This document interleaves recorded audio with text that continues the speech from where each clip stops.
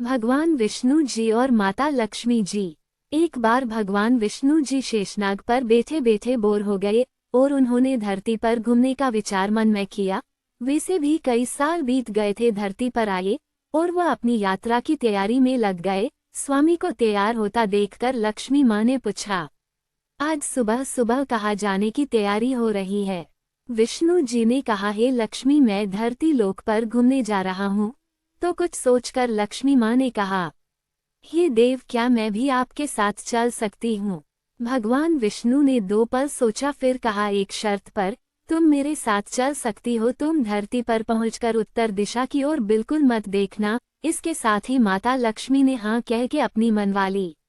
और सुबह सुबह माँ लक्ष्मी और भगवान विष्णु धरती पर पहुंच गए। अभी सूर्य देवता निकल रहे थे। रात बरसात होकर हटी थी। चारों ओर हरियाली ही हरियाली थी। उस समय चारों ओर बहुत शांति थी और धरती बहुत ही सुंदर दिख रही थी। और माँ लक्ष्मी मंत्र मुग्ध होकर धरती को देख रही थी और भूल गई कि पति को क्या वचन देकर आई है। और चारों ओर देखती हुई कब उत्तर दिशा की ओर देखने लगी पता ही नहीं चला। उत्तर दिशा में माँ लक्ष्मी को एक बहुत ही सुंदर बगीचा नजर आया और उस तरफ से भीनी भीनी खुशबू आ रही थी और बहुत ही सुंदर सुंदर फूल खिले थे।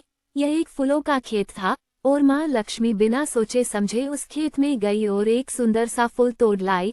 लेकिन ये क्या, जब माँ लक्ष्मी भगवान विष्णु के पास वापस आई तो भगवान विष्णु की आंखों में आंसू थे और भगवान विष्णु ने माँ लक्ष्मी को कहा कि कभी भी किसी से बिना पूछे उसका कुछ भी नहीं लेना चाहिए और साथ ही अपना वचन भी याद दिलाया।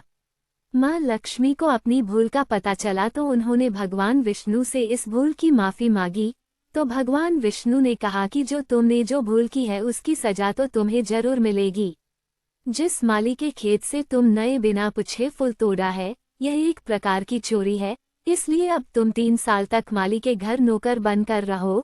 उसके बाद मैं तुम्हें बैकुंठ में वापस बुलाऊंगा। माँ लक्ष्मी ने चुपचाप सर झुकाकर हाँ कर दी। आजकल की लक्ष्मी थोड़ी थी और माँ लक्ष्मी एक गरीब औरत का रूप धारण करके उस खेत के मालिक के घर गई। घर क्या, एक झोपड़ा था और मालिक का नाम माधव था। माधव की बीबी, 2 बेटे और 3 बेटियां थी। सभी उस छोटे से खेत में काम करके किसी तरह से गुजारा करते थे।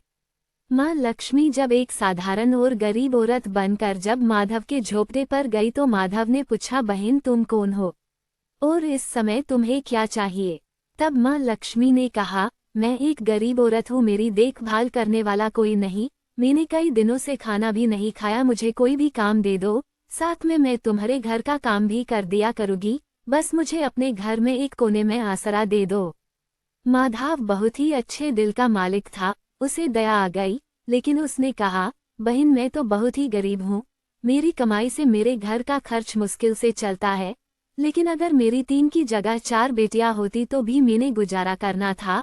अगर तुम मेरी बेटी बनकर जैसा रूखा सूखा हम खाते हैं उसमें खुश रह सकती हो तो बेटी अंदर आ जाओ। माधव ने माँ लक्ष्मी को अपने झोपड़े में शरण दे दी और माँ लक्ष्मी 3 साल उस माधव के घर पर नौकरानी बनकर रही। जिस दिन माँ लक्ष्मी माधव के घर आई थी उससे दूसरे दिन ही माधव को इतनी आमदनी हुई फूलों से कि शाम को एक गाय खरीद ली। फिर धीरे धीरे माधव ने काफी जमीन खरीद ली और सब ने अच्छे अच्छे कपड़े भी बनवा लिए और फिर एक बड़ा पक्का घर भी बनवा लिया। बेटियों और बीबी ने गहने भी बनवा लिए और अब मकान भी बहुत बड़ा बनवा लिया था। माधव हमेशा सोचता था कि मुझे ये सब इस महिला के आने के बाद मिला है। इस बेटी के रूप में मेरी किस्मत आ गई है मेरी। और अब 2-5 साल बीत गए थे, लेकिन माँ लक्ष्मी अब भी घर में और खेत में काम करती थी। एक दिन माधव जब अपने खेतों से काम खत्म करके घर आया तो उसने अपने घर के सामने द्वार पर एक देवी स्वरूप गहनों से लदी एक औरत को देखा। ध्यान से देखकर पहचान गया, अरे ये तो मेरी मुँह बोली चौथी बेटी यानी वही औरत है। और पहचान गया कि यह तो माँ लक्ष्मी है। अब तक माधव का पूरा परिवार बाहर आ गया था और सब हैरान होकर माँ लक्ष्मी को देख रहे थे। माधव बोला, है माँ हमें माफ कर, हमने तेरे से अनजाने में ही घर और खेत में काम करवाया है माँ, ये कैसा अपराध हो गया है माँ, हम सबको माफ कर दे। अब माँ लक्ष्मी मुस्कुराए और बोली, है माधव तुम बहुत ही अच्छे और दयालु व्यक्ति हो। तुमने मुझे अपनी बेटी की तरह से रखा, अपने परिवार के सदस्य की तरह से। इसके बदले मैं तुम्हें वरदान देती हूँ कि तुम्हारे पास कभी भी खुशियों की और धन की कमी नहीं रहेगी, तुम्हें सारे सुख मिलेंगे जिसके तुम हकदार हो। और फिर माँ अपने स्वामी के दोबारा भेजे रथ में बैठकर बैकुंठ चली गई।